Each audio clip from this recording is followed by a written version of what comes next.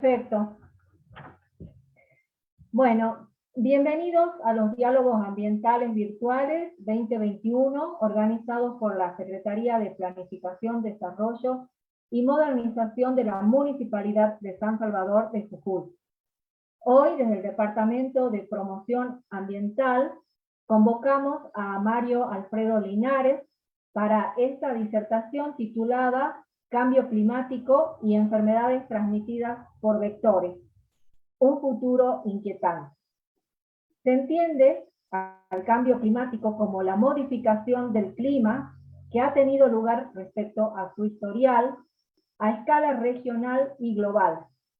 En general, se trata de cambios de orden natural, pero actualmente la Convención Marco de las Naciones Unidas sobre el Cambio Climático lo define como el cambio del clima atribuido directa o indirectamente a la actividad humana que altera la composición de la atmósfera mundial y que se suma a la variabilidad natural del clima observada durante periodos de tiempo comparables. Los efectos del cambio climático tienen un impacto en la salud, ya que en este caso, del diálogo que nos compete hoy, se refiere a la modificación de la biología y a la distribución de algunos vectores transmisores de enfermedades infecciosas, como lo es, por ejemplo, el dengue, entre otras, que vamos a conocer hoy.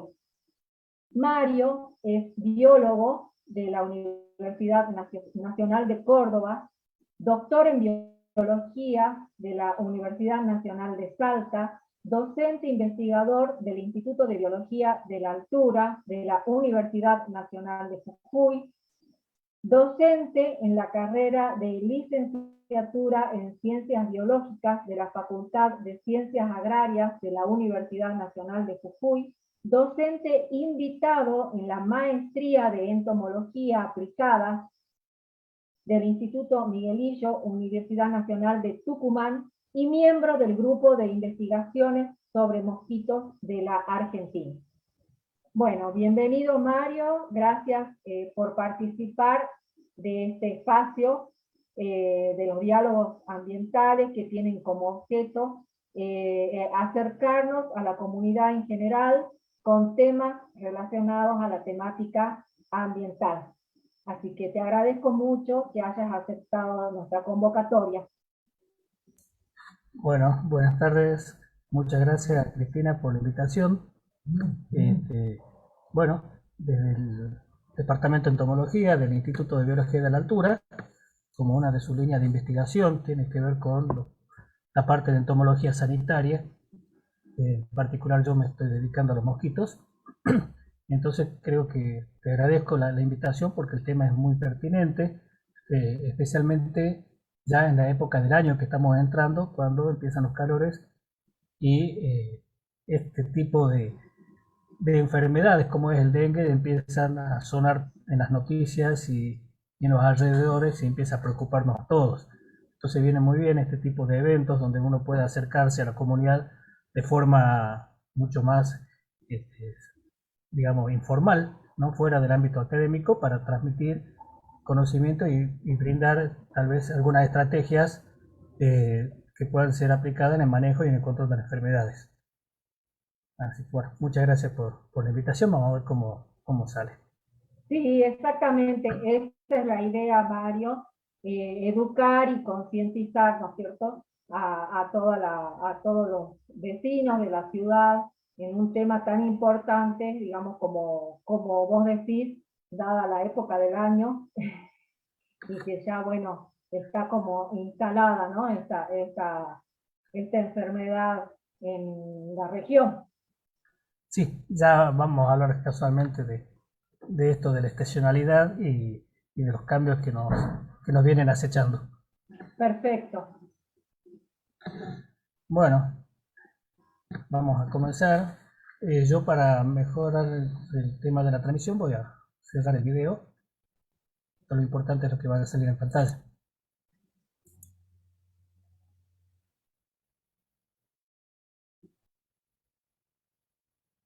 Bien.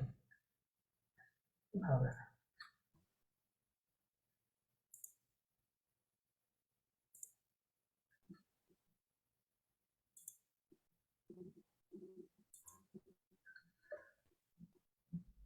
Bueno, el tema es cambio climático y enfermedades transmitidas por vectores, un futuro inquietante. Suena un poco apocalíptico, ¿no? El tema, Sí, pero no es con la intención de asustar, sino más bien de tomar conciencia y y de que podamos realizar algunos tipos de acciones de forma individual y colectiva para reducir los riesgos de que estas enfermedades infecciosas o estas enfermedades transmitidas por vectores puedan afectarnos en mayor grado de lo que ya viene siendo. Como ya definió hace rato Cristina, la definición que da la Organización Mundial de la Salud y la ONU en particular sobre lo que es el cambio climático, lo define como la alteración del clima atribuido directa o indirectamente a la actividad humana, la que provoca cambios en alteración, que provoca la alteración de la variabilidad natural del clima a nivel local o global.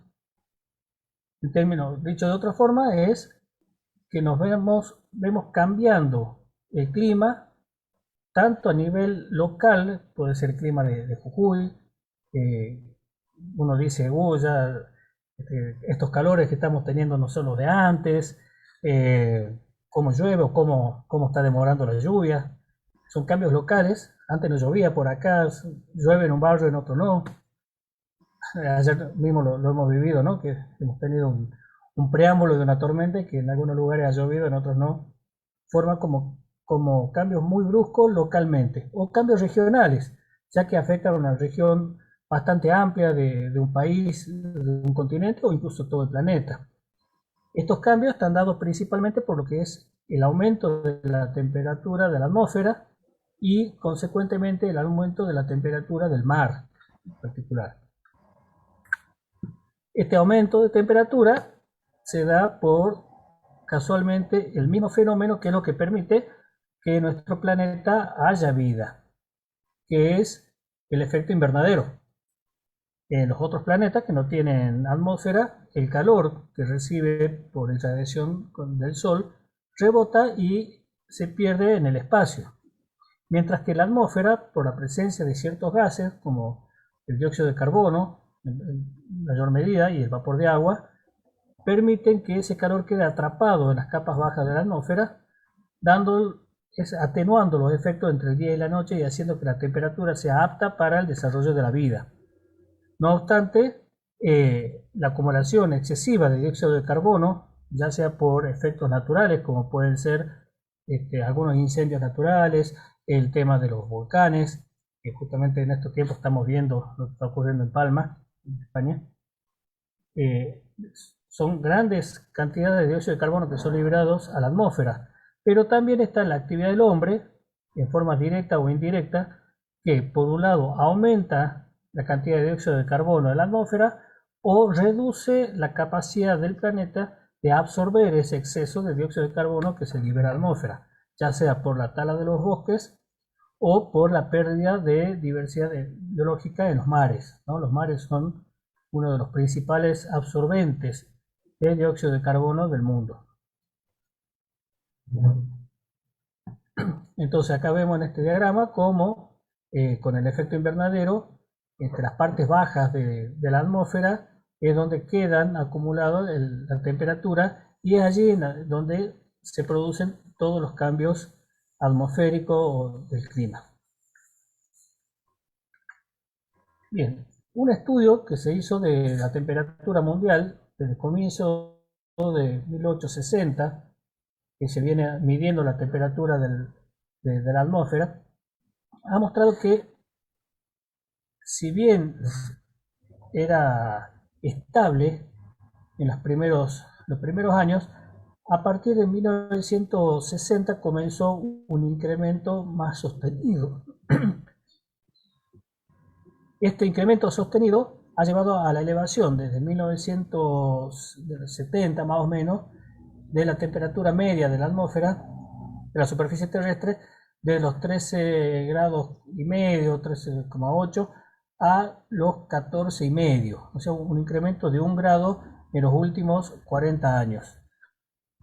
Y las proyecciones que hacían esto fue en el año 2000, este estudio, hacían la proyección a 3 escenarios.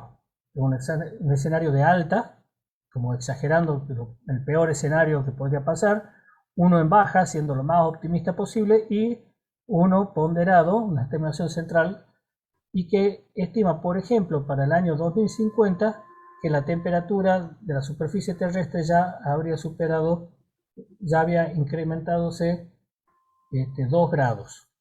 Esa diferencia de 2 grados en la temperatura provocaría grandes cambios a nivel de la superficie terrestre y de los mares, con consecuencias tanto para lo que es la biosfera, como para el ser humano en particular. Si lo separamos, si bien el ser humano es un ser vivo, pero nos tratamos en forma diferente. ¿Cuáles son los efectos del cambio climático que podemos tener a nivel global? En primer lugar, podríamos hablar de riesgos ambientales a corto plazo. Por ejemplo, tenemos las inundaciones que ocurren en zonas montañosas debido al desborde de ríos o lagos y glaciares por el derretimiento de hielos. En algunas regiones de África, por ejemplo, se conoce que se ha reducido la duración de la estación de crecimiento de las plantas, con consiguiente efecto perjudicial sobre los cultivos, y eso afecta también, todas estas relaciones están interrelacionadas, ¿no? El derretimiento de los hielos acelerado va a llevar a corto plazo, dicen, un aumento del nivel del mar, con la consiguiente pérdida de, por ejemplo, en la zona de la Florida. Acá vemos un huracán, el Katrina, cuando se acercaba, toda la zona de los manglares que protegían de inundaciones o del efecto del oleaje fuerte en caso de huracanes, desaparecería toda esa superficie, quedaría bajo el agua, y los efectos de estos huracanes serían mucho más intensos. También se extenderían las áreas de sequías en zona afectada y la duración de la temporada seca. Tenemos lagos que ya hemos visto que se han secado en África, ¿no? Hay fotos tan impactantes de barcos en medio del desierto, ¿no? Y que eran zonas que antes eran lagos y hoy en día están totalmente secos. Por otro lado, mientras tenemos la sequía en algunos lados, en otros lados tenemos inundaciones más fuertes, más marcadas. Lo vemos mucho en Europa, ¿no? Cada vez que tienen tormentas, como hay inundaciones, ríos, son muy bruscas las tormentas también, que provocan inundaciones en la zona de la India, en China también, muchísimas inundaciones, porque las lluvias son también mucho más intensas. También se prevé que puede haber un paulatino agotamiento de los ecosistemas que absorben dióxido de carbono, ya sea por lo que son los incendios forestales, por la desaparición de algas en el mar, por cambios en la composición química del mar que lleven a la pérdida de diversidad de algas, que son las que absorben el dióxido de carbono. Entonces eso podría actuar como un efecto de bola de nieve, ¿no? De retroalimentación, que más dióxido de carbono se mantiene en la atmósfera, lo que se va a traducir en un mayor incremento de la temperatura. Por eso era la curva, que en vez de ser una línea, un efecto lineal, era más bien parabólico el efecto del aumento de la temperatura en la Tierra. Y también, bueno, el aumento del nivel del mar podría llevar a la desaparición de áreas costeras, inundaciones en muchas ciudades, lo que podría provocar grandes migraciones de poblaciones humanas que están en esas regiones, y con todo el consiguiente problemática que puede ocasionar. Efectos directos sobre el agua, si bien están relacionados todo lo que es ambiental con el agua. Bueno, el aumento generalizado de caudales de los ríos y aumento temporal de descargas cuando hay por derretimiento de los hielos, y después seguido después de la seca, ¿no? La pérdida de agua de los ríos, cuando se agota el hielo en los glaciares que los alimentan. También el aumento de la temperatura de lagos, en ríos, incluso del mar, que va a afectar directamente las estructuras térmicas y la calidad del agua y de toda la vida que en ella se desenvuelve. Los océanos, por la absorción de exceso de dióxido de carbono, también puede provocar la acidificación de las aguas, también teniendo efectos sobre la biota que está ahí. En cuanto a los seres vivos, en la vida silvestre, vamos a ver este aumento de la mortalidad asociada a olas de calor de muchos animales. Hemos visto fotos, si bien algunos hablan de que son fake news, pero grandes mortandades de aves que se han visto debido a olas de calor.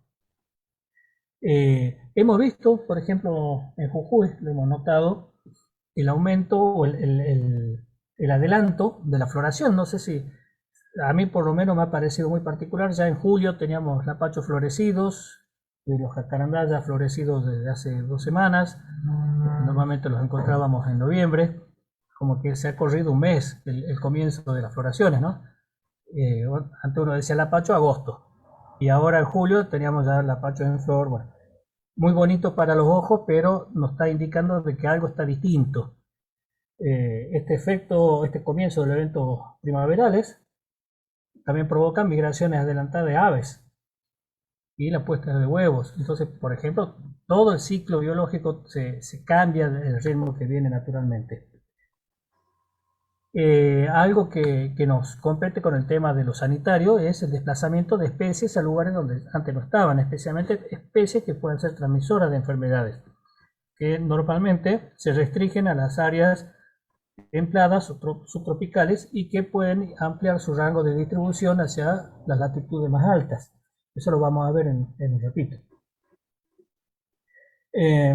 También vemos, bueno, volviendo a los vegetales, que reverdecen antes y muchas veces este reverdecimiento es seguido a veces por una helada tardía. Lo hemos sufrido cuántas veces acá con el efecto del viento norte que hace florecer y cuajar los duranos y que después se nos hielan. Pero esto ya sería a nivel mucho más global o generalizado. Es como que también se alargan las estaciones con inviernos más cortos y primaveras, otoños y veranos más largos. Hace unos años decíamos, bueno, hemos pasado del verano al invierno directamente sin pasar por el otoño. Porque es como que nos vamos a los extremos. Bueno, el volumen por la acidificación de las aguas y el cambio de temperatura puede alterar el volumen de algas y plancton y peces en los océanos, sobre todo en las latitudes altas, que es donde se ve un efecto más drástico de los cambios. También se ve, y ya es un hecho, el blanqueamiento de los arrecifes de coral, ¿no? Donde se está perdiendo una gran fuente no solo de diversidad biológica, sino también en una estructura física que protege las costas de la zona cercana a los arrecifes. El decaimiento de esos arrecifes pone en riesgo también indirecto a todas las poblaciones que están en las costas, porque forman como una barrera que atenúa el impacto del mar sobre las costas, y al desaparecer ya el impacto sería mucho más fuerte. También se podrían ver alteraciones en la migración de peces en ríos y cambios en los límites de estas migraciones, sobre todo en el hemisferio norte, donde tenemos grandes poblaciones de peces migratorios, ¿no? que intercambian entre ríos y mares. Esto por nombrar algunos de los efectos que se podrían observar en los seres vivos relacionados al cambio climático. Y directamente sobre el ser humano, bueno, tenemos acá algunas cuestiones que podríamos decir son positivas y otras que son negativas. Así como los animales se mueren por calor, también, sobre todo lo que es Europa, sufre las olas de calor mucho más intensas que lo que sufrimos nosotros en América, sobre todo en América del Sur. América del Norte también tiene grandes olas de calor muy fuertes y se ve una elevada mortandad de personas debido a las olas de calor. Sin embargo, podríamos contrarrestar, como dice también la Organización Mundial de la Salud, una reducción de la mortalidad de humanos por influenza, ya que sería al haber menos frío en el invierno, habría menos casos de influenza, de gripe, que provocaría menos muerte. Entonces uno diría, bueno, una buena, pero hay que ver en el conjunto, ¿no? las consecuencias. También es el incremento de la enfermedad infecciosa y las enfermedades que son transmitidas por vectores en algunas áreas, justamente por la alteración del medio, que vamos a ver un poquito cuáles son esas condiciones que se van a ver alteradas y que favorecen la aparición de estas enfermedades o el resurgimiento de enfermedades que ya se vienen como controlando. En algunos países donde la sequía afecta mucho, sobre todo lo que es África, vamos a tener las hambrunas, la falta de agua, problemas de diarrea, mortandad por diarrea debido a la contaminación también de las pocas aguas que quedan. Ahí es donde más drástico se ve también el, el problema sobre poblaciones humanas. Bueno, estos riesgos o estos efectos sobre agua, seres vivos y ser humano, como dije hace rato, están todos interrelacionados. No podemos tratar cada uno de forma particular porque es como que una cosa lleva a la otra. Pero principalmente todo está dado por lo que es el aumento de la temperatura en la atmósfera y en la superficie terrestre. A nivel global. A nivel global, así es. Bueno, hemos hablado de enfermedades vectoriales o transmitidas por vector. Entonces vamos a ver qué es un vector, ¿no? Yo me acuerdo en física nos decía un vector es una flechita, ¿no? Lo simbolizábamos con una flechita. Acá también lo vamos a simbolizar con una flechita. Un vector es un animal o un organismo que transmite un patógeno desde una persona enferma hacia una persona sana, la cual desarrolla la enfermedad. Ese agente que es el que se encarga de llevar la enfermedad de una persona a otra o de un enfermo a un sano, ya sea persona o animal, es un vector. Y vamos a ver cuáles son las principales enfermedades vectoriales que, debido al cambio climático, amenazan, por ejemplo, a la región de las Américas, según un informe que fue del año 2014, ya hacían un ranking de 10 enfermedades transmitidas por vectores que ponían en riesgo a la población de las Américas. El ranking lo encabeza el dengue, ¿no? Conocido por todos y que nos va a llevar después el eje de la charla esta, porque es lo que más cercano tenemos acá en Jujuy. Esta enfermedad transmitida por un mosquito, el mosquito está presente en todo el mundo. Hasta el 2014 decían que faltaba que esté en Canadá y en Chile. Bueno, en Chile ya entró en 2014 casualmente, se registró se dio a conocer el primer registro de Aedes aegypti en el Chile continental. ¿En qué Así que año ya fue? en el 2014 fue publicada el hallazgo de Aedes aegypti en Chile. En el norte, acá en la zona a la altura de Jujuy también. Capaz que algún jujeño lo llevó para Iquique, por ahí. No sería raro. Justamente cuando hablan de cómo se transmite se elimina el Aedes aegypti, algunos dicen, y va en el hombro de alguien. Dicen así los mosquitólogos. Bueno, en América alrededor se calcula que 500.000 personas, 500 millones de personas, están en riesgo de contraer la enfermedad en las Américas, dada la gran extensión que tiene principalmente el mosquito y cómo se vienen dando los brotes epidémicos. Y la incidencia de esta enfermedad, por ejemplo, para tener un dato, pasó en 1980, habían 16,4 casos cada 100.000 habitantes y pasó a tener 218,3 casos cada 100.000 habitantes en el año 2010. O sea que aumentó un 1.330% la incidencia de esta enfermedad en la población de América. Por eso es que se lleva el ranking, ¿no? Encabeza el ranking de la enfermedad. La otra es la malaria o el paludismo, que la conocemos tanto acá en Jujuy, la vinculamos tanto a Patterson, ¿no? Y a Alvarado. Nos sentimos tan orgullosos de nuestros médicos acá. Bueno, si bien en Jujuy, en la Argentina, ya está declarada como libre de paludismo, porque lleva varios años en los cuales no ha tenido casos autóctonos, el mosquito está.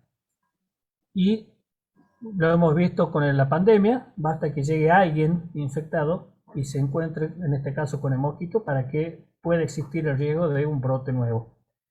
Esta enfermedad también causa a nivel mundial, es uno de los principales causantes de mortalidad infantil, sobre todo en África. En América, 145 millones de personas son las que se calcula que están en riesgo de contraer la enfermedad en la zona donde están los mosquitos. Si bien bajaron más del 60% los casos de enfermedad y más del 70% los casos de mortandad, sigue siendo una enfermedad que, por los cambios que podrían darse en el ambiente, favorecerían no solo la proliferación de los mosquitos, sino también la posible interacción con el patógeno, que pueda volverse a dar los brotes. Otra enfermedad, Chagas. Mal de Chagas es una enfermedad transmitida por la vinchuca, que ya no se enseña como antes en las escuelas lo que es la vinchuca. Este es un mal que tenemos los argentinos, que cuando una enfermedad o algún problema se ve disminuido o desaparecido, se deja de estudiar o se deja de enseñar. Hay anécdotas de gente que ha traído cañas, por ejemplo, de Bolivia, que estaban con vinchuca y la gente no sabía que eran vinchucas.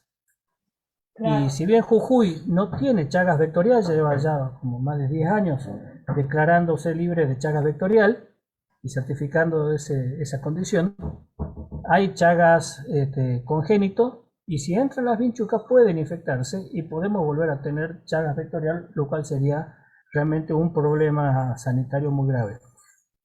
Salta ha certificado a algunos departamentos como libre de Chagas vectorial, pero lo que es la zona sur de Bolivia y el norte de Salta todavía tiene Chagas vectorial. Entonces es un problema que lo tenemos latente, y estos cambios en el ambiente, dado por el cambio climático, ¿no? Aumento de temperatura y el efecto antrópico, pueden favorecer que reingresen estos vectores y volver a tener la enfermedad acá, cosa que no queremos. La leishmaniasis, una enfermedad que vos debes conocer muy bien por tus equipos de trabajo, sí. Es una enfermedad que se presenta de dos formas, la leishmaniasis cutánea y la leishmaniasis mucocutánea, ¿no? Si mal lo digo. Sí. Y la leishmaniasis visceral, la cual tiene una mortandad muy elevada. En Jujuy, claro, tenemos leishmaniasis mucocutánea. Mucocutánea, hasta ahora. Hasta ahora, ¿sí? Basta que llegue el vector, que es en la jerga del campo le dice mosquito también, pero no es un mosquito, es otro tipo de díptero, la luxomia. Bueno, están en cuarto lugar de las enfermedades que pueden llegar a podríamos decir, acechar, ¿no?, a las poblaciones de las Américas. Claro.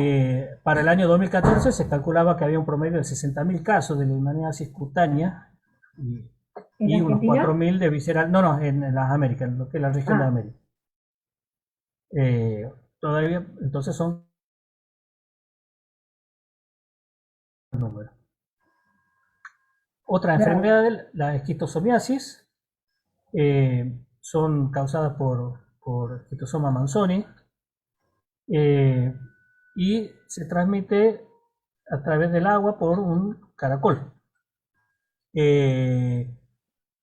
Aumento de zonas inundables, por ahí la implantación de diques, o sea, la eliminación de lo que son crecientes en algunos sitios, crecientes repentinas que barran un poco con el vector, en este caso el caracol, provoca que en poblaciones, en las Rosales, por ejemplo, que van inundados y trabaja la población rural que está en contacto permanente con el agua, puede provocar la infección que entra por la piel.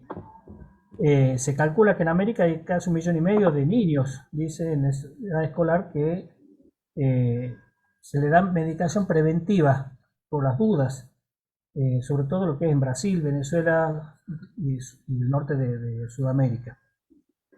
Si bien hay muchos esfuerzos destinados a erradicar esta enfermedad, pero siempre de vuelta, ¿no?, los problemas ambientales y económicos pueden llevar al fracaso de estas medidas. Claro. Bueno, la fiebre amarilla es uno también de las vedettes que están resurgiendo, porque era una enfermedad bastante controlada, habían quedado lugares focos muy puntuales de esta enfermedad, también es transmitida por mosquitos, Y está resurgiendo, hemos tenido brotes en Brasil, ha habido un brote muy grande hace 2 años de fiebre amarilla, lo cual también pone en riesgo que pueda descontrolarse. Si bien está la vacuna contra fiebre amarilla, la cual dicen que es tal vez la vacuna más efectiva de todas las que hay, Sí, pero como no es obligatoria, se aconseja solamente cuando la gente viaja a los lugares, a lugares donde está la enfermedad a nivel endémico. A nivel mundial, cada año hay alrededor de 200.000 casos de fiebre amarilla en el mundo, ¿no? Con unos 30.000 muertos.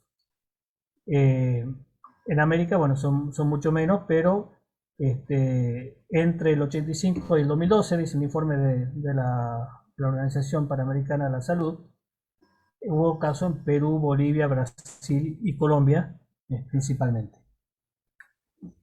Otra enfermedad, chikungunya, también hizo su entrada alrededor del 2014.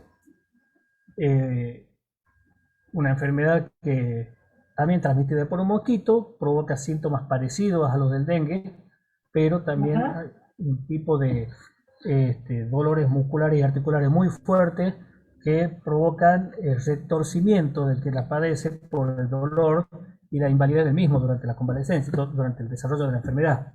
Muy dolorosa, si bien no tiene una mortalidad, pero es una enfermedad febril muy fuerte.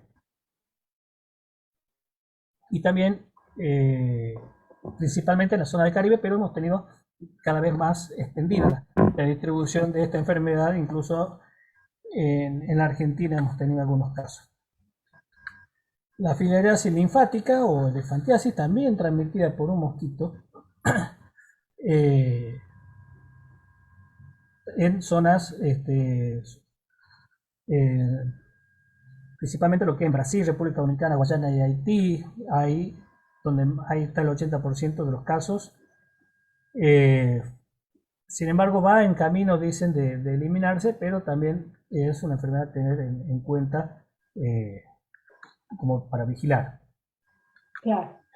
La oncocercosis o ceguera de los ríos, transmitida por una mosca, las moscas negras, se dice eliminada desde el 95, pero han habido algunos, todavía no está certificado a nivel regional, pero tienen siempre el riesgo, ¿no? O sea, es como lo que pasa con la malaria en Argentina, o sea, se dice que ya no hay, pero tenemos los vectores y hay que tener cuidado con que vuelva a aparecer. Una Claro, virosis que viene del virus del oeste del Nilo, que afecta principalmente a Estados Unidos, se transmite también por la picadura de mosquito. Es una enfermedad que si bien es el 80% de los que la sufren, de los que se contagian, la pasan asintomáticos, puede provocar desarrollo de encefalitis más severas y fallecimiento de personas. Una enfermedad que son neuroinvasivas. En 2013 se indica que hubo 1.200 casos y de esos 114 muertes. O sea, es tampoco es poco, ¿no? Creo que un porcentaje bastante alto. Bueno, esas son las 10 que hacia el 2014 la Organización Panamericana de la Salud había hecho ranking, pero después ingresó el Zika. Ya tenemos 11. También transmitida por un mosquito que en principio decía que era menos dañino que el dengue y que el chikungunya porque no provocaba tanto dolor, pero después aparecieron estos síndromes o estos efectos de microcefalia en recién nacidos, en feto, lo cual generó un problema bastante serio. Entonces el Zika pasa a ser una enfermedad de mucho cuidado también y principalmente en embarazadas. Como ven, de estas 11 tenemos 7 que son transmitidas por mosquitos. Y de todos los mosquitos, de estas 7 tenemos 1, 2, 3, 4, o sea, más de la mitad, que son transmitidas, 5, que son transmitidas por la misma especie de mosquito que es el Aedes aegypti. Por eso es que le vamos a dar más importancia al Aedes aegypti que a otros mosquitos. En caso de la malaria, que lo transmite la Anopheles pseudopuntipenis, vamos a hacer una mención cortita. es un mosquito que se cría en ambientes naturales, principalmente orillas de ríos y arroyos, y principalmente en invierno, cuando tenemos gran insolación y proliferación de las algas esas filamentosas, que son parecen mechones, pelos. Esa alga filamentosa es el sustrato ideal donde se crían las larvas de este mosquito. Mosquito que resiste muy bien las bajas temperaturas y las heladas invernales. Y si uno piensa en estos inviernos bastante benignos que vamos teniendo, la gran insolación favorece la proliferación de las algas. Los ríos con escaso caudal es el ambiente ideal para que estos mosquitos aumenten su población. Entonces es un mosquito con el cual tenemos que tener mucho cuidado, ¿no? El Anopheles pseudopuntipeni lo tenemos mucho acá en San Salvador de Jujuy, está presente. Es para hacer vigilancia entomológica al respecto. Bueno, ¿cómo afecta el cambio climático a los vectores? Primero, que le da más lugares propicios para su establecimiento, o sea que aumenta el área, el área en la que él puede transmitir la enfermedad, el área de distribución del mosquito, si vamos a hablar del mosquito o de cualquier otro vector. ¿Por qué? Porque sobre todo el aumento de temperatura hace que lugares donde antes no llegaba porque era frío, ahora sí puede llegar. Claro. También reduce la temporalidad. Nosotros tenemos una marcada estacionalidad de las dinámicas poblacionales del Aedes aegypti. En invierno no encontramos.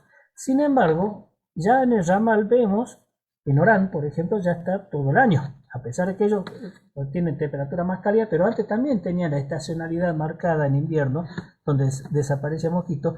Ahora ya lo tienen durante todo el año el mosquito. Acá en San Pedro también, por comentarios, eso no está corroborado experimentalmente, pero por comentarios de vecinos de San Pedro, justo dicen, tenemos mosquitos todo el año. Habría que ver si realmente son Aedes aegypti. El problema de tener durante todo el año el vector es que también la enfermedad pueda continuar todo el año. Entonces pasamos de tener epidemias a tener una endemia, ¿no? Tener una enfermedad que está durante todo el año en un lugar. Focalizado, claro. También tenemos un acortamiento del ciclo biológico. La biología de los artrópodos, especialmente de los mosquitos, están muy relacionadas con la temperatura. Pueden acortarse un 50% la duración del tiempo de desarrollo, de pasar de huevo a adulto. Normalmente le calculamos para Aedes aegypti entre 7 y 12 días, las temperaturas medias que tenemos acá, pero un aumento de temperatura puede acortar a 5 días el desarrollo, ¿no? Y eso lo que hace es que tengamos más generaciones en la misma unidad de tiempo. Como sabemos, los mosquitos, para poner huevos, la hembra necesita la ingesta de sangre. Entonces, mayor cantidad de generaciones, mayor cantidad de repetición del puesto de huevo, mayor ingesta de sangre también, en eventos de ingesta. Es lo que dice ahí. En algunos mosquitos el aumento de los eventos de ingesta, más veces que nos pica. También relacionado a que el aumento de la temperatura acelera el proceso de desarrollo y los mosquitos suelen ser más chicos. Entonces también necesitan ingerir sangre más veces, o sea, poca sangre muchas veces y no lo mismo que mucha sangre una vez. La temperatura también puede cambiar la capacidad vectorial y ahí tenemos algunos casos que pueden favorecer y otros que pueden perjudicar la transmisión del patógeno. En el caso del virus dengue, el virus necesita realizar un ciclo, algo complejo, en el interior del mosquito, y este ciclo se ve afectado por la temperatura, algo que nos favorece en este caso, porque una temperatura demasiado elevada reduce la capacidad vectorial del mosquito, ¿no? En ese caso, por eso es que, por ejemplo, acá el brote de dengue lo tenemos más o menos para abril, ya cuando el fuerte del verano ha pasado. Ahora se nos complica qué pasó, por ejemplo, en la provincia de La Rioja, una provincia árida y muy calurosa que tuvo, después de Jujuy, tal vez la mayor incidencia de dengue del país. A todos los mosquitólogos, en particular, Claro. este pasado. Y tiene mucho que ver con que también este mosquito es muy antropofílico, está muy adentro de la casa y donde uno vive con aire acondicionado, con temperaturas mucho más benignas que el exterior. O sea, si bien ya vamos a ver después los sitios donde se cría, pero el adulto está muy cercano al ser humano en ambiente más bien confortable. En esa situación, la capacidad vectorial se ve, se ve mantenida. No ocurre lo mismo en ambientes, en poblaciones un poco más rurales. Bueno, ¿cómo nos va con el dengue? Ya que estamos hablando tanto del mosquito. Y la verdad que no nos va muy bien, ¿no? Mm. El mosquito, acá en esta gráfica, a ver, se cría en cualquier lugar que pueda contener un poquito de agua. Y según la imagen, no sé si ya la están viendo. Sí. Yo todavía, ahí está. Tenemos tinajas de barro, tanques para lavado de ropa, botas de plástico, cualquier cosa que dejemos en el jardín que pueda juntar agua, sirve para que se críe el mosquito. Ustedes no se imaginan en los recipientes más increíbles que se han encontrado, ¿no? En los vidrios que se usan para las tapias. Por ejemplo, hemos visto en San Pedro, en maquinaria, en hormigoneras, repleta de grasa, que uno diría que no puede vivir un mosquito porque la grasa, que la tensión superficial no va a poder respirar la larva y todo. No, no importa. En esa agua recontra También está. cistosa y grasienta, también hemos encontrado larvas desde Aegypti. Siempre se decía que un mosquito que criaba solamente en agua limpia, eso ya Claro. cambió, ya cualquier tipo de agua le viene bien. No es lo común, pero se ha encontrado también en pozos ciegos. Entonces un mosquito muy versátil que todo le viene bien. Principalmente recipientes que tengan bordes lisos, como puede ser una botella, un vaso de plástico, una lata, porque este mosquito pone los huevos en la superficie, no en el agua, sino en la superficie del recipiente, esperando que el nivel del agua aumente con la siguiente lluvia y ahí recién eclosionan los huevos y las larvas tienen agua suficiente para su desarrollo. Es una estrategia para evitar, digamos, que las larvas mueran por desecación del primer huevo. Puede ser pegado por la hembra, Claro. ahí vamos a tener larvas. Y luego el macho, bueno, el macho no pica, pero se alimenta también de néctar, y la hembra también se alimenta de néctar, por lo tanto la vegetación circundante es muy necesaria también para el mantenimiento de las poblaciones de estos mosquitos. En este ciclo biológico del mosquito, tenemos que el adulto está en la zona aeroterrestre. Los huevos los puse acá en el borde del agua porque no son pegados, no son puestos sobre el agua, sino son puestos en la superficie. Y de ahí pasamos por 4 estados de larva, estadios larvales, para pasar al estado de pupa, donde se produce la transformación de la larva para que emerja el adulto. En particular, el adulto va a necesitar refugio, que son lugares sombríos y húmedos. Por ejemplo, donde uno tiene los asadores y guarda el hueco que guarda la leña, es un lugar ideal. Una vez se mete la mano y salen las nubes de mosquitos ahí. Y también las plantas y malezas. ¿Por qué las plantas? Primero, como dije hace rato, buscan alimento, néctar o el jugo de las plantas, pero también atemperan la temperatura. Por eso es importante el mantenimiento de los yuyos cortos, ¿no? Que no se malecen los terrenos. Muchas veces se han visto campañas donde están desmalezando y dicen para el dengue. ¿Y qué tienen que ver los yuyos con el dengue? Dice. Bueno, casualmente los yuyos altos sirven de refugio, especialmente los machos, que son los que no andan buscando hembra, no andan buscando sangre. Entonces se mantienen en la zona peridomiciliaria. Claro. Las hembras ingresan al domicilio también buscando sangre. Alimento, bueno, fuente de néctar las plantas y flores, y la sangre del ser humano, lo toman del ser humano, ¿no? Y el ser humano le da las condiciones ideales. y cualquier lugar con agua para oviponer, ¿no? Como dijimos hace rato, cualquier recipiente con agua le viene bien. Bueno, esta es la distribución que tenía Aedes aegypti y la zona transmisora de dengue hasta el año 2010, más o menos, ¿no? Pongámosle 25 grados norte, 25 grados sur, hasta la mitad de Estados Unidos, y la Argentina no pasaba del sur de Córdoba, del norte de Buenos Aires, faltaba en Cuyo. Acá si ven, Chile no está marcado, ¿no? En las Américas. Claro. ¿Qué pasó? En los últimos años, con el aumento de temperatura, se amplió el rango de distribución de este mosquito, ¿no?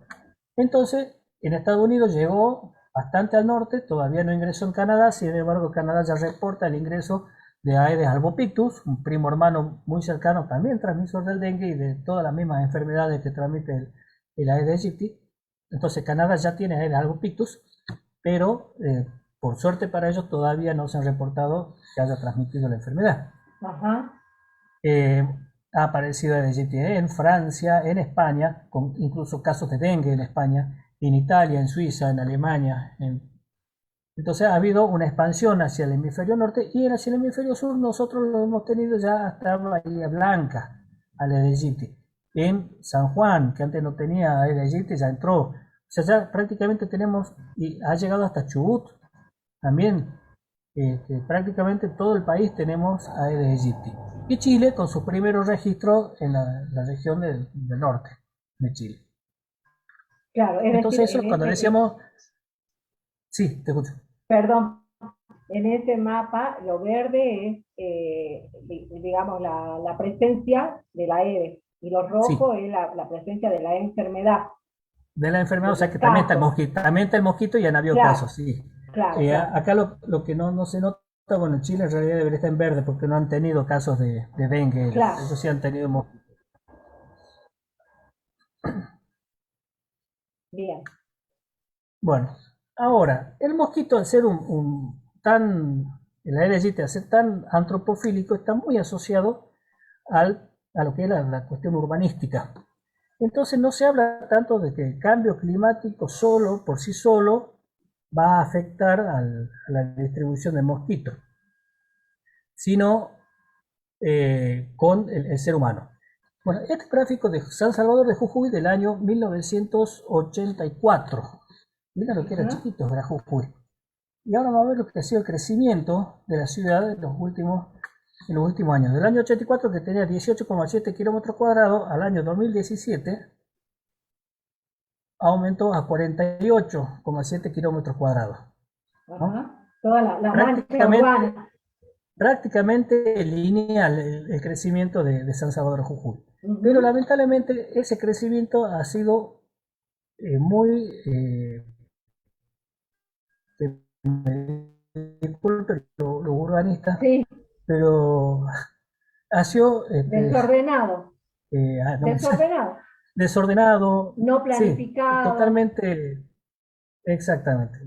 No sé si decir improvisado, pero con la invasión muy fuerte, sobre todo en lo que es la zona de la serranía de los Perales y el Alto La Viña, invadiendo mucho terreno en lo que es la zona boscosa, con los riesgos que hay de deslizamiento de suelo, la pérdida de cobertura vegetal, ¿no? Y también hacia la zona, el sector sur de la ciudad, también muy desordenado el crecimiento, con muy poca vegetación, ¿no? Hay un concepto que ha surgido hace los últimos años relativo a la incidencia de la enfermedad, que se llama islas de calor urbanas, y que Claro. tiene que ver con el efecto del atemperamiento de, de las oscilaciones de la temperatura, este, En por la efecto de la zona. vegetación urbana. Nosotros todo lo que es la zona Alto Comedero, Sargento Cabral, atrás de Gorriti, la zona del Progreso, o sea, de la Multitrocha para el sur, para el cielo. Si hay algo que escasea es vegetación urbana. Entonces la ampliación de los rangos térmicos ahí son mucho más elevados que en las zonas de los Perales, Bajo la Viña, Alto la Viña. donde todavía tenemos un efecto de la vegetación que atempera mucho la oscilación térmica, incluso sobre todo lo que son las temperaturas máximas. Esa diferencia térmica, lo que conocemos como islas de calor, en otros estudios que han hecho en Córdoba y en Buenos Aires, han comprobado que dirigen con bastante fuerza la distribución de los casos de la enfermedad, principalmente por los casos del vector. Cuando uno analiza la incidencia de la Aedes aegypti, la presencia de Aedes aegypti en la ciudad de San Salvador Jujuy, ve que estos barrios casualmente es donde hay más mosquitos, ¿sí? Que acá, si bien está distribuido en toda la ciudad, acá en estas zonas del sur es donde más hay. Tal vez relacionado con esto. Entonces, el tema de la isla de calor es un concepto que está tomando mucha fuerza en cuanto al estudio de dinámica poblacional de este mosquito y que merecerían realizarse estudios acá en la provincia. Bueno, hay que esperar tener más gente que se dedique a los mosquitos acá en Jujuy. Claro. Entonces, para el dengue, si hacemos cambio climático más desorden urbanístico, tenemos un desastre en puerta. Y eso puede ser, podríamos decir, es una predicción. Sin embargo, ¿qué pasó en los últimos años? 2008-2009, tuvimos una epidemia de dengue, decimos. 26.923 casos. La peor de la historia. Hasta que llegamos al 2000. La peor de la historia, 41.749 casos. Estos son datos del Ministerio de Salud. Esta de 2015-2016 pasó bastante desapercibida porque justo tuvimos el cambio de gobierno y la atención estaba centrada más en el dólar que en las cuestiones sanitarias. Pero fue para ese entonces la peor epidemia de momento. Hasta que llegamos a la del 2019-2020, que el último descuento fue de 58.889 casos a nivel país, ¿no? Para Jujuy, los últimos informes, porque nos agarró el COVID, claro, ya hacia el final del ciclo, se venían contabilizando unos 5.000 casos de dengue en la provincia. Según datos de la Fundación Mundo Sano, en Jujuy habrían habido unos 7.000 casos de dengue en todo lo que ha sido la temporada epidemiológica 2019-2020. Si vemos esta tendencia, cada vez que tenemos un brote epidémico, una epidemia en nuestro país, supera ampliamente a la anterior, ¿no? Entonces, ¿qué nos espera para la próxima, ¿no? ¿Llegaremos a superar los 60.000 casos de dengue? ¿80.000? ¿Cuánto iremos a tener? Y ahí cuando decimos, ¿no? Un panorama incierto, ¿no? Claro, un futuro inquietante. Un futuro inquietante. Si no tomamos medidas tanto para paliar el cambio climático como para actuar a nivel mucho más cercano en el tiempo, controlar las enfermedades, en especial estas que son transmitidas por vectores. Bueno, ¿qué podemos hacer para reducir el cambio climático? Hay acá 6 acciones, ¿no?, que podríamos hacer a nivel particular. Consejos. Si uno dice, a ver, ¿sirve lo que yo hago en forma individual? ¿Sirve realmente para reducir el cambio climático? Y sí, como dice, ¿no? Un gran caminata empieza con un primer paso. Y los grandes cambios a veces empezaron con una persona y después, bueno, se fueron sumando. Una tía mía decía, de uva en uva se va un parral. Entonces, acá de una acción en una acción podemos hacer grandes acciones. No todos, algunos estarán más abiertos a hacer algún tipo de acción, otros, pero está el cambio en nosotros muchas veces. Reducir emisiones. Tratemos de usar menos los vehículos, compartir el vehículo incluso con otras personas para que sean menos los vehículos que circundan, usar más el colectivo que el vehículo particular, caminar, andar en bicicleta. Acá en Jujeño somos, me incluyo, nos encanta llegar hasta la puerta, aunque sea 2 cuadras, ¿no? Llegar hasta la puerta con el auto, ¿no? Sí. Al cajero, tengo el cajero 3 cuadras, me voy en el auto. Somos así. Bueno, debemos empezar a tomar conciencia, aunque sea por el bolsillo, ¿no? Ahorrar energía. No tener las computadoras prendidas todo el día, las luces, cambiar los focos, pasarlos a LED, todo lo que se pueda. porque tengamos en cuenta que el ahorro de energía implica menos emisión de gases en las generaciones de energía. En otros claro, países, como en Europa, se cobra, la tarifa de la luz va cambiando hora a hora. Es increíble claro. cuando uno ve televisión española y se quejan de lo que cuesta a tal hora lo que costó la luz. O sea, eso te van facturando y uno por ahí justo estuvo planchando y se le ocurrió que esa fue la peor hora más cara, la planchada más cara de la historia. Bueno, el ahorrar energía es, si uno va hacia atrás, la cadena de generación de energía, vamos a la fuente que es donde se liberan los gases invernaderos o donde hay consumo de agua o donde hay la alteración del ambiente. La aplicación de las 3R, reciclar, reusar, reducir. Si vamos a lo que es la EDGIT y reduzcamos la basura que le sirve a la EDGIT para poner huevos, por ejemplo, sin entrar a lo que son los plásticos, la contaminación, la fauna, las tortugas que se le meten los sorbetes en la nariz, ¿no? Que es terrible el efecto de los plásticos en el medio ambiente, por lo que es contaminante, pero a nivel ambiental también. Reducir implica que se produzca menos, y la producción de plástico también libera gases, libera energía, libera calor al medio ambiente. Reusar y reciclar implica que a la larga vamos a producir menos. Se me van a venir encima la parte de la producción económica. Bueno, hay que buscar alternativas. La dieta inteligente, ahí es bastante, podríamos decir, como para no más debate, ¿no? Dicen reducir, baja en carbono, ¿no? Claro, ¿Cuál sería la dieta baja en carbono? Y que tenga menos consumo de animal, ¿no? A los que nos gusta el asado, dice, ¿cómo voy a decir esto? Va contra mis principios.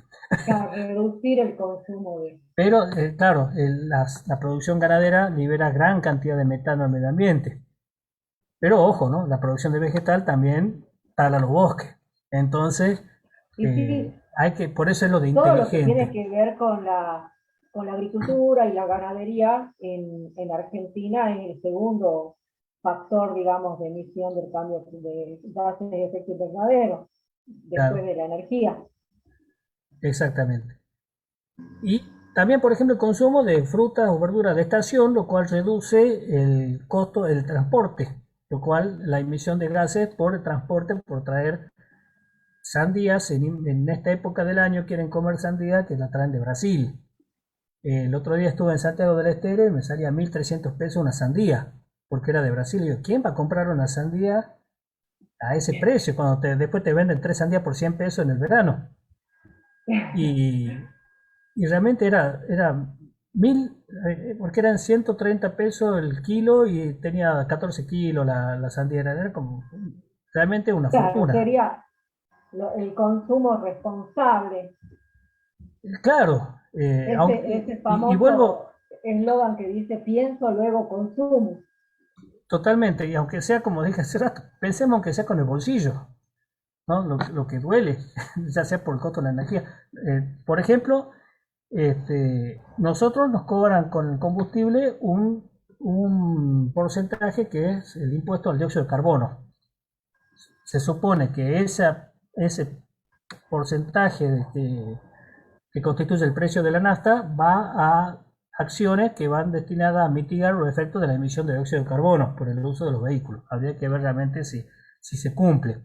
Pero hay países donde directamente se han negado a la aplicación de cualquier tipo de tasa relacionada con la contaminación. Es lo que le llaman que son los negacionistas, que niegan de que el cambio climático exista Claro, o que sea culpa del hombre, ¿no? Ese claro, negacionismo que muchas veces lo podemos vincular con terraplanistas y muchas ideas media descocadas. claro. Bueno, sobre todo se dan en países muy industrializados porque hay mucho lobby de las grandes corporaciones, sobre todo del petróleo, que recién ahora se están viendo que están empezando a hacer una transformación hacia la parte de lo que es lo eléctrico, ¿no? Porque ya en algún momento se les va a acabar el petróleo y van a tener que reconvertirse, les guste o no. Claro, y también las responsabilidades de los países, digamos, que más producen, ¿no? Ah, sí, sí. El carbono, no solo en su lugar, sino que también han trasladado sus fábricas, sus industrias a otros países, y de esta forma parece que no fueran ellos los que Sí, producen, pero igual se producen en otro lado. sí, y están ahora un poco como dicen la extorsión, ¿no? Deuda a cambio de ambiente. Claro, Porque es como que cada país tiene una cuota de dióxido de carbono que libera al ambiente y los países menos industrializados como que les sobra esa chance, entonces las multinacionales en vez de reconvertirse en su lugar de origen ponen plantas en esos países disfrazados claro. de, disfrazados de inversión cuando en realidad sí, invierten pero no se reconvierten en cuanto a tecnología. Bueno, la quinta decimos reforestar directa o indirectamente, ya sea plantando un árbol en forma particular, haciendo acciones que lleven a reforestar o comprar cuando se compre madera aquellas que vienen con certificación de sustentabilidad, Claro, la cual es la industria de la madera también reforeste. Canadá, por ejemplo, es un país que tiene mucha industria de la madera, pero sus bosques están estables, incluso han aumentado considerablemente su superficie debido a políticas de reforestación. Son ejemplos de ello en cuanto al manejo de bosques. Nosotros, en cambio, vamos para atrás, ¿no? Utilizamos la madera y cada vez menos bosque, menos bosque, menos bosque. Entonces, eso lo podemos enganchar con el sexto, que dice involucrarse en políticas de sustentabilidad ambiental. Presionar un poco a nivel del Estado, ¿no? La responsabilidad en el medio ambiente. Se han dictado leyes que son muy buenas, bueno, hay que hacerlas cumplir. Y la sociedad tiene que ser un poco, hacer el rol de policía y decir, che, pónganse las pilas y cumplan con las normas que los mismos Estados han dictado. ¿No? Muchas veces el Estado dicta las normas y ellos mismos las incumplen. Y se ve en muchos países. Entonces hay que exigir que se tomen medidas hacia la vida más sostenible. sí. Bueno, estas son acciones individuales que podríamos decir, a ver, qué efecto puede tener y de poquito a poquito algo se puede hacer. Pero yendo estrictamente a lo que es las enfermedades transmisibles, estas acciones que tenemos ahí poco van a hacer en lo inmediato a los cambios que ya se han manifestado que favorecen la transmisión o la proliferación de vectores. Volviendo a la Aedes aegypti, decimos, bueno, ¿qué podemos hacer entonces para manejar el Aedes aegypti? Y lo que se postula desde el Ministerio de Salud, las directrices que hay para el manejo integrado de Aedes aegypti, es un manejo en lo cual lo social, ambiental y la salud estén estrechamente relacionadas. Esto implica que no todo es responsabilidad del Estado, y esto me ha valido a veces que muchos se molesten conmigo porque yo le empiezo a pegar al vecino y no tanto al Estado, pero no es que lo defienda al Estado, sino hay que mostrar también la responsabilidad que tenemos cada uno de nosotros en esto. Entonces, lo social se relaciona con la salud, el ambiente con lo social y la salud, todo está relacionado con todo. Pero acá la participación comunitaria es fundamental. ¿Por qué? Vamos a ver cómo se ocurriría un brote. Si murimos un brote, es una foto de buscando a ver una manzana ideal para este ejemplo. Vemos que tenemos casas, vamos a ir un poquito más cerca. Una manzana donde vemos que hay gran cantidad de árboles, mucha cantidad de árboles en los patios, ¿no? Típicas casas con patios verdes en los fondos. Supongamos que en este barrio está instalado el Aedes aegypti, lo tenemos distribuido en la periferia, están adentro de las casas, alimentándose de las personas. ¿Sí? Y vino una persona, fue de viaje y volvió con dengue, caso importado. Y ahí teníamos un mosquito que se andaba alimentando, le picó y se fue a poner huevos al fondo de la casa. ¿Sí? El tipo, el enfermo, desata todo el operativo de bloqueo, se llama cuando se hace la primera acción, en lo cual se fumiga la casa y se hace el control en el patio, se buscan criaderos en el patio, se hace todo un control en el domicilio, en el intradomicilio. Pero fíjense que el mosquito se ha ido a otro lado. Y también se hace la fumigación de la periferia, donde se pide a la gente que abra las ventanas para que entre el veneno que se echa desde la calle. Entonces ese veneno elimina a los mosquitos que pueden llegar a estar volando adentro de la casa. pero el efecto del veneno pasa, ¿sí? Ya está. Ahora, ¿qué pasó? Esos mosquitos que estaban adentro de la casa habían puesto huevos también en los patios, donde no llegó el veneno. Y tampoco tenemos gente que vaya casa por casa, una por una de la manzana a revisar todo. Normalmente se vigila las casas donde ha habido el caso positivo, pero no podemos estar, los agentes sanitarios no dan abasto para revisar casa por casa. Se hace bastante, pero es casi imposible. Y tenemos acá este mosquito que está en rojo, que se salvó de la fumigada. Ese está infectado. Y ese mosquito puede irse a una casa tiempo después y enfermar a una persona. Y ahí tenemos otros mosquitos también, que le pican a esa persona enferma y también se van a otro lado. ¿Sí? Y pican y enferman a otra persona. Y así vamos generando lo que ya tenemos un brote. ¿Sí? Estamos llenando de casos una manzana. ¿Por qué lo hice yo adentro de una manzana y no, por ejemplo, lo hice cruzar la calle? Hay algo que ha sido muy notorio que ocurrió en esta última epidemia en Fraile Pintado, si mal no recuerdo, donde circularon dos serotipos de dengue. El riesgo de la circulación de dos serotipos distintos de dengue es la aparición de forma grave de la enfermedad. Y en algunos casos tenían un serotipo en una manzana y otro serotipo en la manzana del frente. El mosquito, como ustedes ven en este ejemplo, le gusta más estar puertas adentro y hacia el fondo donde está el verde. No le gusta mucho cruzar la calle. Lo puede hacer, sí, lo hace, pero no en la cantidad que pueda provocar esa migración genética de los serotipos tan marcada, sino que se mantiene más manzana hacia adentro. Esta idea de la forma de transmisión lo han ensayado en Buenos Aires y investigadores de la UBA han desarrollado lo que es un proyecto que le llaman manzana saludable, que consiste en que la gente, el vecino, en especial los chicos, y instruidos desde la escuela, investiguen dónde se cría el mosquito y de esa forma ir eliminando los criaderos para que paulatinamente vayan desapareciendo o reduciendo la cantidad de mosquitos que se crían en los patios de las casas. ¿Sí? No es una forma de eliminar todo, pero reduce muchísimo la incidencia de la enfermedad en esta manzana. Ellos lo aplican, por ejemplo, como ejemplo, en los hospitales y en las oficinas públicas.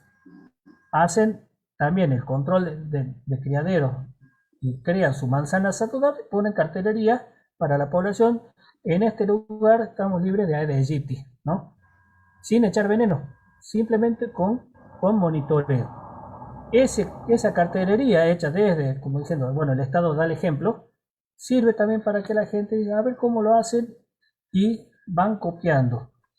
Y le ha dado bastante buen resultado donde lo pudieron aplicar. Lo que falta es que la gente se involucre. Eso es donde más cuesta. ¿Cómo se hace este monitoreo? ¿Qué es lo que se le enseña, sobre todo a los chicos en las escuelas? Es la utilización de sensores de oviposición. Es ver si el mosquito está poniendo huevos en mi casa. Vamos a repasar rápidamente dónde se cría el mosquito. Por ejemplo, en el interior de domicilio, en lugares más inverosímiles, como por ejemplo las rendijas de las puertas corredizas. He visto en una pileta de natación, donde está el sistema de la carpa corrediza, que justamente en los rieles, en una película de agua llena de cloro, el ambiente saturado en cloro, incluso, que uno le llora los ojos, el agua de ahí, ¿qué se está moviendo ahí? Y era la película de agua de los rieles, eso, lleno de larvas de mosquito. Todo el parque cortito, los baldes dando vueltas, todas las medidas que se viven diciendo por la tele que hay que hacer, lo cumplían a rajatabla. Sin embargo, ahí que se juntaba el agua por la misma transpiración de condensación del agua de la pileta, el mosquito encontró un nicho espectacular. Otro lugar para criar mosquitos quien no tiene a veces un frasco con potus. Se va vaciando el agua, hasta esos mosquitos puso huevos en los bordes, más si el frasco no está muy limpio, está medio con tierrita adentro, que está áspero, entonces más fácil de adherir el huevo. Después que hace, le llena el frasquito con agua y ideal para que el mosquito pueda desarrollarse. En el peridomicilio, Sí, acá tenemos bárbaro todos los baldes tapados. Sin embargo, ha llovido y este borde le ha dado agua suficiente para que acá se desarrollen larvas de mosquitos. Coconos de caña, en los bandejas que ponemos abajo de las macetas, cualquier recipiente que pueda juntar agua sirve. Y después acá tenemos una rejilla. Decimos, jamás eliminen el agua de los criaderos mosquitos en una rejilla, porque lo único que hacemos es cambiar de lugar el criadero. Tiramos el agua ahí con las larvas se terminan desarrollando lo más bien en esta rejilla, entonces no hemos hecho nada. Hay que desechar el agua en el pasto, en la tierra. Entonces, infiltra el agua y las larvas ahí recién pueden morir. En los espacios públicos, esto ya compete, por ejemplo, a la municipalidad, pero con gran responsabilidad de la población, por ejemplo, los cementerios. Son grandes diseminadores de mosquitos todos los floreros que se ponen. Y ahí se genera un problema con la cuestión cultural y espiritual de la gente, donde dice, ¿cómo me van a prohibir tener un cementerio, un florero a mi muerto? ¿Cómo no le lleva la florcita? Y lamentablemente se llenan. Hemos visto cementerios, hemos recorrido en San Pedro, acá en Río Blanco, en El Salvador, en Rosario, que la gente sigue poniendo las botellas con agua y son realmente hervideros de larvas de mosquito. Acá vemos, por ejemplo, todos son larvas y los más gruesitos son las pupas del mosquito. Y un frasco de un florero de un cementerio. Bueno, les decía yo que cómo podemos ver si en nuestras casas tenemos mosquitos poniendo huevos. Y es un método muy sencillo. Es lo que llamamos un sensor de oviposición. Son fáciles de armar, son económicos y no requieren ningún cuidado especial más que evitar que el mosquito termine de desarrollarse adentro. Consiste en un recipiente de plástico que tenga tapa o no. Entonces la tapa es para transportarla al laboratorio, pero si lo queremos hacer simplemente una observación domiciliaria, con que tengamos un frasco y podemos usar un papel madera grueso. Otra forma es un frasco que está pintado de negro por fuera y un palito de madera, de palito de helado. Eso, lo que se hace con el papel madera, ¿se acuerdan? El germinador que armábamos en los colegios, en la escuela, es más o menos lo mismo. Se coloca el papel madera en el interior y se pone agua hasta la mitad o un poco más abajo incluso de la mitad. Y se colocan los frascos, acá están tapados, pero deberían estar destapados, entre la vegetación o en lugares oscuros, sombríos, que no estén muy calurosos, ¿no? Y que tampoco les llegue el agua de lluvia en forma directa, porque si no por ahí se va a llenar el frasco y no va a dar el efecto que buscamos. ¿Qué va a hacer la hembra de mosquito? Si hay mosquitos dando vueltas para poner huevos, se van a acercar al recipiente y van a poner los huevos en el papel. Entonces nosotros vamos a poder tener una idea, si viendo una vez por semana este papel, si hay mosquitos colocando huevos y de acuerdo a la cantidad de huevos, si bien no es exacto, podemos tener una idea de la cantidad de mosquitos que puede haber en el ambiente. No es un método exacto de cuantificación porque la hembra puede poner muchos huevos en una sola vez o puede ir poniendo de a uno en distintas trampas. Pero bueno, nos da una idea de la actividad de oviposición que hay en el ambiente. Si nosotros encontramos una hembra que está poniendo huevos, seguramente tenemos algún otro criadero activo en otro lugar. Entonces lo empezamos a buscar. ¿Quiénes son los más ávidos de este sistema? Los chicos, sobre todo a nivel inicial y primario. Entonces es muy importante involucrar a la comunidad educativa en este tipo de acciones, que empiecen en la casa como un experimento en casa. A ver, ¿qué podemos hacer? Y bueno, veamos si tenemos mosquitos en casa. Obviamente, claro, encontramos huevos, hay que desechar los huevos, ¿no? Después podemos ver cómo es el ciclo biológico del mosquito, que aprendan cómo es el ciclo biológico del mosquito, pero que después no lo liberemos, no nos transformemos nosotros en diseminador del mosquito, pero como método didáctico es muy útil que los chicos vivencien todo lo que es el ciclo biológico.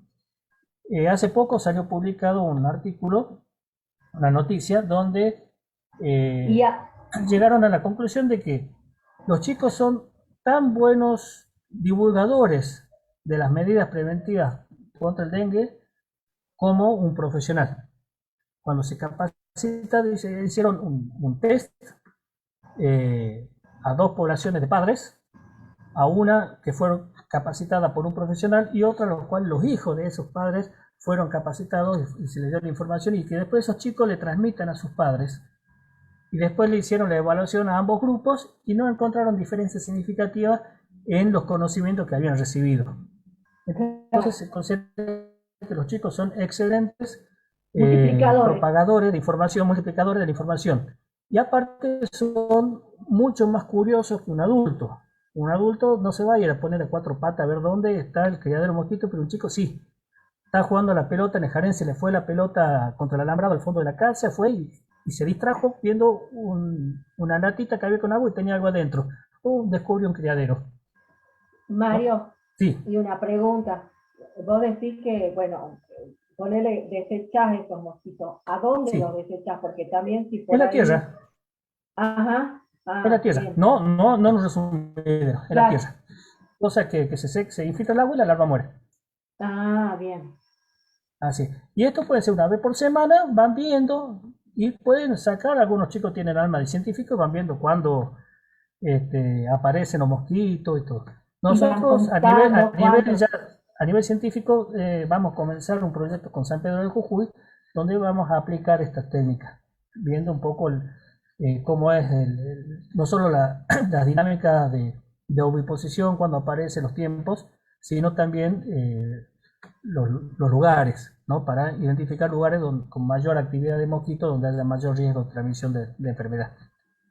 O sea, vamos a una experiencia más estructurada a partir de este año en San Pedro de Jujuy, pero uno invita, ¿no?, que todos en su casa puedan empezar. ¿Y estos sensores de oviposición que vos decís se colocarían en una determinada época del año o sí, yo diría empezar, por ejemplo, acá en San Salvador, empezar ya, esperemos que tengamos alguna lluvia, si bien también podemos empezar, si en mi casa se riega frecuentemente las plantas, ya podría empezar a poner, porque por ahí la actividad de riego puede, sin querer, darle hábitat a mosquitos y que ya tengamos mosquitos dando vueltas. Yo todavía no he visto mosquitos Aedes aegypti en cantidad como para decir ya están en todo el ambiente. En algunos lugares en particulares hay.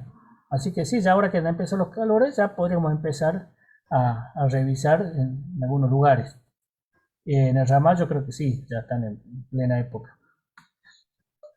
Así que bueno, esta es una idea que uno tira para que la gente aplique en su casa. No, sí, está buenísimo. Bueno, como ya para terminar, no cansarlo. Sí, no, está bien. Como conclusión, a ver, disculpame un segundito.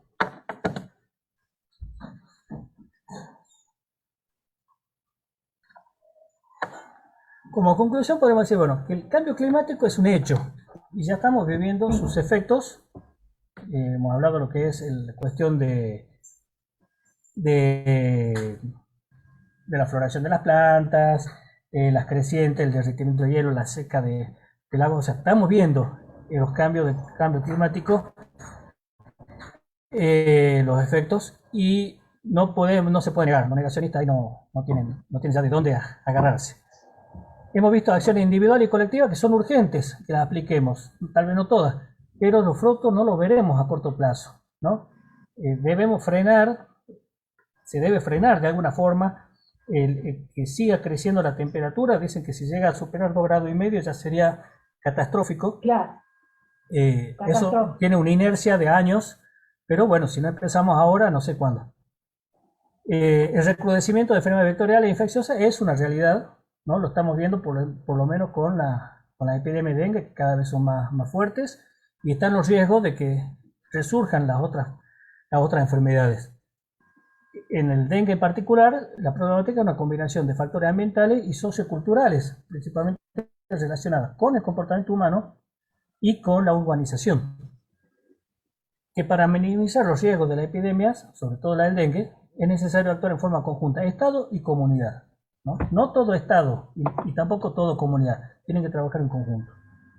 Y creemos en particular que las acciones destinadas al control de mosquitos, especial de Aedes aegypti, debe estar en la currícula de la educación como algo fundamental, ¿no? Sobre todo en los lugares como Jujuy, donde ha sido la provincia que a nivel de densidad poblacional encabezó el ranking de casos de dengue. Fuimos la primera y creo que la segunda fue La Rioja. No en cantidad bruta de casos, sino en casos por habitante. No tuvimos primero en algo, digo yo. Claro, en Así la que bueno, proporción. en proporción fuimos los mejores. Los mejores Mirá, para el mosquito. Los mejores para el mosquito. mirá, No, de terror. Entonces, tremendo. yo creo que es importantísimo trabajar desde la educación y que los chicos sean agentes multiplicadores, a la vez de que se pueda trabajar con agentes sanitarios y demás. Bueno, Así que bueno, ese es mi aporte. Que, bueno, Mario, muchas no, gracias. Antes de hacerte unas preguntitas que acá han dejado en el chat, te quería comentar que sí, también están participando de este diálogo ambiental por el Facebook Live del Parque Botánico. Hay algunos oyentes ahí que han estado conectados en toda la exposición. Y bueno, y te quería leer un par de preguntitas que han dejado en el sí, chat. ahí lo estoy viendo también a las preguntitas. Sí, de los 60.000 casos en Jujuy, la gente queda con secuelas o esos casos fueron irreversibles. Bueno, a ver, los 60.000 casos serían un número que nos preguntábamos a cuánto llegaremos, pero a nivel nacional. A nivel Claro, Jujuy hemos llegado a 5.000 o 7.000 casos, dice Fundación Mundo Sano. Ese número de 60.000 es como diciendo, bueno, como viene la mano cada vez peor, ¿cuál será el número de la próxima epidemia? claro, Eh, de todo modo, los casos, la gente que ha tenido dengue, si bien hay muchos que han quedado con secuelas de tipo reumáticas, ¿no? Con dolores articulares ya ajá, crónicos. Y después queda el riesgo de que vuelvan a tener una infección con dengue de otro serotipo y claro, puedan llegar, no quiere decir que va a ser así, pero puedan llegar a desarrollar la enfermedad de la forma grave o lo que le decían antes, el dengue hemorrágico. claro. ¿Cómo se evita el ingreso ¿Cómo del se evita vector? el ingreso del vector al hogar? El Aedes aegypti tal vez es el bicho más complicado de erradicar que tenemos actualmente. Primero porque se cría en cualquier lado. No todos se van a estar trepando los techos para ver las canaletas, las chapas, si tienen alguna hojita que trancó el escurrimiento del agua y le favoreció al mosquito para que justo ahí se desarrolle. Es muy difícil de erradicar este mosquito. Entonces, pero sin embargo, no somos partidarios desde el GIMA, que es el grupo de investigadores de mosquitos de la Argentina, no somos partidarios de las fumigaciones masivas, salvo en instancias que sean totalmente necesarias ya cuando estamos en contexto de epidemia. Lo Claro, principal es controlar los criaderos, reducir la cantidad de criaderos. Eliminarlo a todo no va a ser posible, pero reducirlo a un nivel donde la densidad de mosquitos sea manejable o sea poco eficaz para mantener una situación epidémica. claro. El uso de Eh, productos, digamos, para evitar el ingreso, fumigación, como vos decís, sí, digamos, dentro de la está casa el uso de comprobado que espirales, no baja la población de mosquitos. A veces, no, en este, algunos lugares claro, se ha optado por la fumigación aérea y eso es todo le decimos nosotros, una falacia porque primero que el mosquito para que el veneno le haga efecto tiene que estar volando. Si claro, fumigan en forma aérea, el mosquito va a estar quieto en las paredes, no le va a llegar. El tamaño de la gota que tiran los aviones no es el mismo que usan las máquinas que fumigan en el interior de los domicilios con la niebla, esa ultra fina. Y después que con el veneno, si hay tanques de agua destapados, va a caer el veneno al tanque de agua, claro. va a caer el veneno sobre la fauna, sobre Que los... muchas veces esa agua la gente la usa también para el consumo. Y sí, totalmente. O Claro, con el viento va a terminar el veneno donde no se apuntó. Tenemos claro, fotos que hicieron propagandas en Santa Fe, en un pueblo de la provincia de Santa Fe. El avión está volando como a 100 metros de altura, porque hay una distancia, una altura mínima permitida según la regulación de la Fuerza Aérea, de la Aeronáutica. por los edificios, por las antenas que hay en el lugar, entonces hay una altura mínima a la cual pueden volar y más abajo de eso no. Entonces estaban echando veneno como a 100 metros de altura, ese veneno no va a llegar nunca. Bueno, eh, eso, y son instancias Claro, que no, y muchas estamos veces... hablando de productos químicos que muchas veces terminan afectando a otros organismos vivos también, entonces de alguna forma igual se provoca un desequilibrio ecológico. Ah, Entonces sí, lo sí, sí. ideal es lo otro. La No, lo otra ideal pregunta es dice, apuntar a los criaderos. claro, ¿qué mata a Eh, la larva? Pregunta.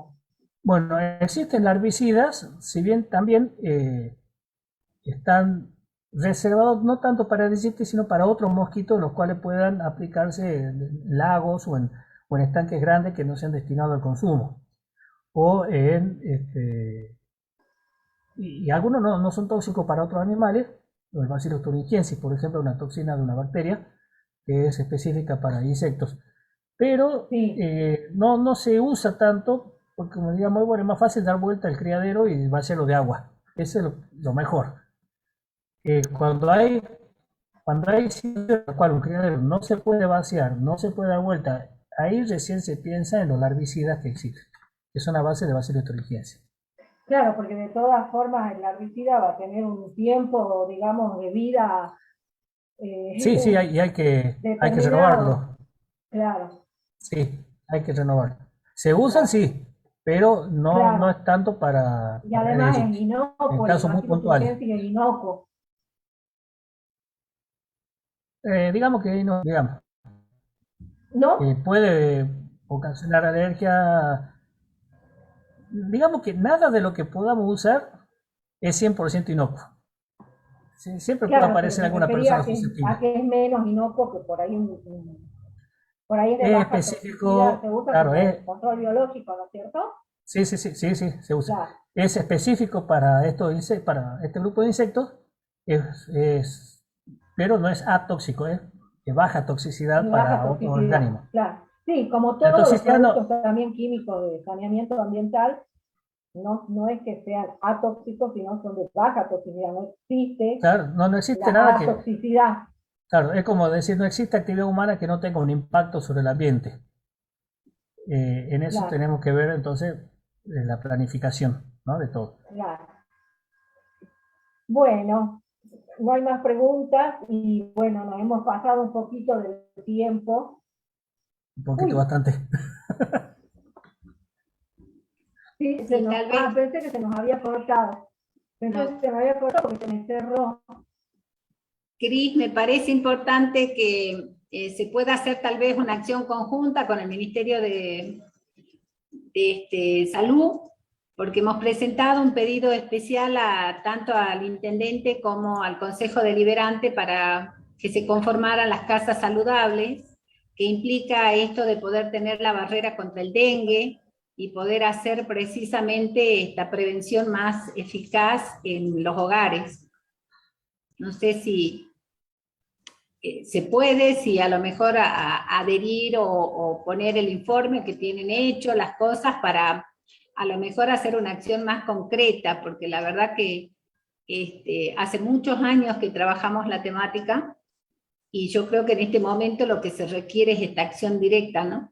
O esta ¿No? acción concreta. Sí, sí, podríamos Ahí, también dar charlas de capacitación. Por ahí Mario también en algunas se puede sumar, nos puede acompañar nosotros en algunas desde el charlas de los barrios instituto, también. Porque desde como el vos, Instituto de Biología de claro, la en Altura el estamos instituto, siempre dispuestos.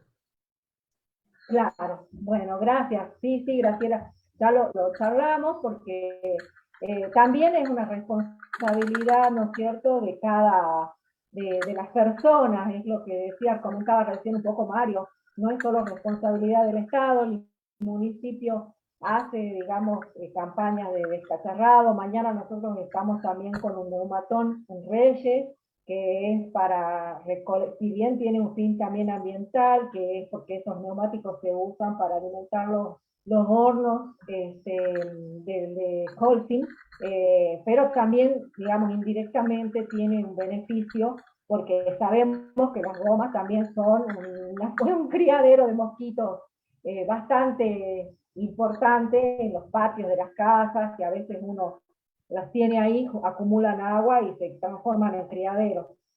Así que, bueno, también los quería invitar mañana, si tienen neumáticos en desuso, o si pueden difundir la idea también. El evento va a ser ahí en la delegación de Reyes, pueden acercar ahí sus neumáticos para que después sean trasladados a Geocycle, a la empresa Holcim, que ellos se encargan de reciclar.